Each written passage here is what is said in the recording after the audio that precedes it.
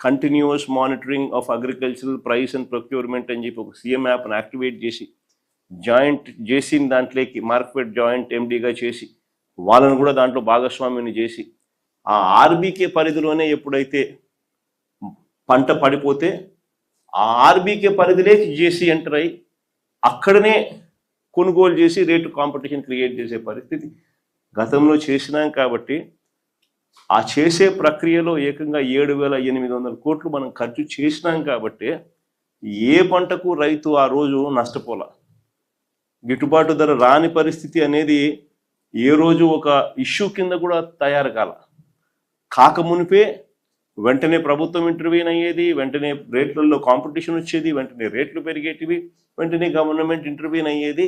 Government తోడుగా ఉందన్న భరోసా ఎప్పుడైతే మార్కెట్లోకి వెళ్ళిపోయిందో ఆటోమేటిక్లీ ప్రతి పంటకు రేట్లు వచ్చేటివి. ఈరోజు ఆ పరిస్థితి పూర్తిగా సన్నగిల్లిపోయింది. రైతులకు ఈ ప్రభుత్వం తోడుగా లేదు అన్న మెసేజ్ ఉంది. కాబట్టి దళారీల వ్యవస్థ ఈరోజు సిండికేట్గా మారి రైతన్నలందరినీ కూడా పూర్తిగా నష్టపరుస్తూ ఉన్న పరిస్థితి ఈరోజు రాష్ట్రంలో కనిపిస్తూ ఉంది. అయినా కానీ ఖచ్చితంగా మన పోరాటం అనేది ఖచ్చితంగా జరుగుతుంది.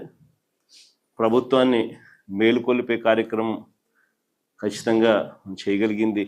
ఎట్లాగో మన ప్రభుత్వం రావాలన్నా, రైతులకు నిజంగా మంచి జరగాలన్నా, శాశ్వత మంచి జరగాలన్నా మనం చేయగలిగిన ప్రస్తుతానికైతే 3 సంవత్సరాలు ఓపిక పట్టాల్సిందే. కాబట్టి ఈ లోపల కూడా మనం గమనుండే కార్యక్రమం అయితే చేయకూడదు. ఖచ్చితంగా రైతుల తరఫున ఈ ప్రభుత్వం మీద ప్రెషర్ క్రియేట్ చేసే కార్యక్రమం అయితే చేయాలి. ఇందులో భాగంగా నేను కూడా ఖచ్చితంగా నెక్స్ట్ వీకో ఈ నెక్స్ట్ 10 days 10 daysలోనే నేను కూడా ఏదో ఒక ప్రాంతంలో నేను కూడా నా పర్యటన పెట్టుకునే కార్యక్రమం కూడా చేసుకొని ఇది ఈ మాదిరిగా ఇంక ప్రెజర్ పెట్టే కార్యక్రమం బిల్డ్ చేస్తూ పోవాల్సింది. మన ఆక్వా కూడా అదే పరిస్థితిలో వాళ్ళు కూడా వెలుబెల్లాడిపోతూ ఉన్న పరిస్థితిలో అక్కడ వాళ్లకు భరోసా ఇచ్చే కార్యక్రమమే చేసినాం. అక్కడ కూడా సేమ్ సిండికేట్ ప్రాబ్లం, అక్కడ కూడా మార్కెట్లో రేట్లు క్రాష్ చేయడానికి కోసం వీళ్ళంతా సిండికేట్ అయిన పరిస్థితులే కనిపించి అక్కడ కూడా రైతులకు భరోసా ఇస్తూ గట్టిగా సిండికేట్ బ్రేక్ చేసే ప్రయత్నం చేస్తున్నాం. ఇప్పుడు కూడా అదే పరిస్థితిని మళ్ళీ ఇక్కడ కూడా కొనసాగిస్తాం. అన్ని రకాలుగా రైతులకు తోడుగా ఉండే కార్యక్రమం వైఎస్ఆర్ కాంగ్రెస్ పార్టీ తరఫున ప్రతి జిల్లా కేంద్రంలోనూ ఎక్కడెక్కడైతే ఏ జిల్లాలలో రైతులు ఇబ్బందులు పడుతూ ఉన్నారో ఆ ప్రతి జిల్లాలోనూ వైఎస్ఆర్ కాంగ్రెస్ పార్టీ ఆ పర్టికులర్ రైతుల సమస్యల మీద రైతులకు అండగా ఉండే కార్యక్రమం ఖచ్చితంగా అడుగులు వేస్తూ పోతుంది. మొత్తం పొగాకు రైతులందరికీ కూడా జరుగుతూ ఉన్న పరిస్థితులు ఏ మాదిరిగా ఉందన్న మెసేజ్ రాష్ట్ర వ్యాప్తంగా కూడా పంపించే కార్యక్రమం కూడా చేసే ప్రయత్నంలో భాగంగా అక్కడ చేస్తాం.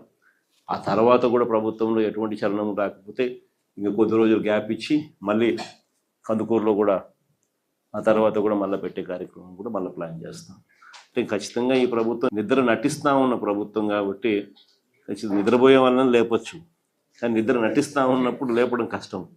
కాబట్టి నిద్ర నటిస్తూ ఉన్న ప్రభుత్వాన్ని లేపడం కొంచెం కష్టమైన ప్రెజర్ అనేది గట్టిగా పెట్టే కొద్దీ వాళ్ళలో మార్పు వస్తుందేమో అని ఆశిద్దాం. ఖచ్చితంగా అవన్నీ కూడా చేసే కార్యక్రమం చేద్దాం. పొగాకుకు సంబంధించి వివిధ ప్రాంతాల నుంచి వచ్చిన రైతన్నలందరూ కూడా మనం పడతా ఉన్న బాధలు, మనం పడతా ఉన్న సమస్యలు ఏ రకంగా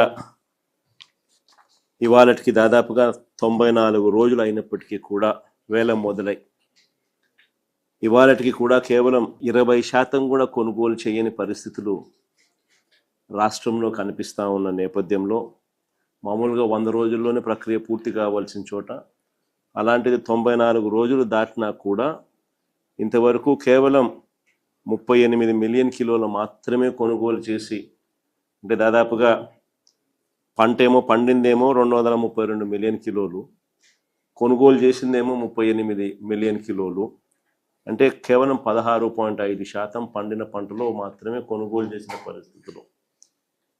ఇలాంటి పరిస్థితుల్లో నిజంగా 100 రోజుల్లో ప్రక్రియనే పూర్తి కావాల్సిన చోట 94 రోజులైనా కూడా కేవలం ఇంత తక్కువ పర్సంటేజ్ మాత్రమే కొనుగోలు చేసిన నేపథ్యంలో ఏ రకంగా రైతు బతకగలుగుతాడు, ఇంకా ఎన్ని రోజులు ఇది ప్రక్రియ సాగుతుంది, దాని అర్థం ఏమిటి అని అంటే మళ్ళా కర్ణాటకలో మళ్ళా సుబ్బాడన చెప్పినట్టు సెప్టెంబర్లో మళ్ళీ అక్కడ స్టార్ట్ అయినప్పుడు మళ్ళా సగం మంది ట్రేడర్లు న్యాచురల్గా అటువైపునకి మళ్ళీపోయే పరిస్థితి న్యాచురల్గా వస్తుంది. కాబట్టి అంతంత ఫుల్ స్టాప్ పెట్టే కార్యక్రమమే జరుగుతుంది. సో మన దగ్గర ఇంకా పంట కొనుగోలు చేసే కార్యక్రమం కూడా జరగని పరిస్థితి ఉంటుందన్న భయాందోళన మధ్య ఈరోజు మన గోడు వెలిపించుకుంటా ఉన్నాం.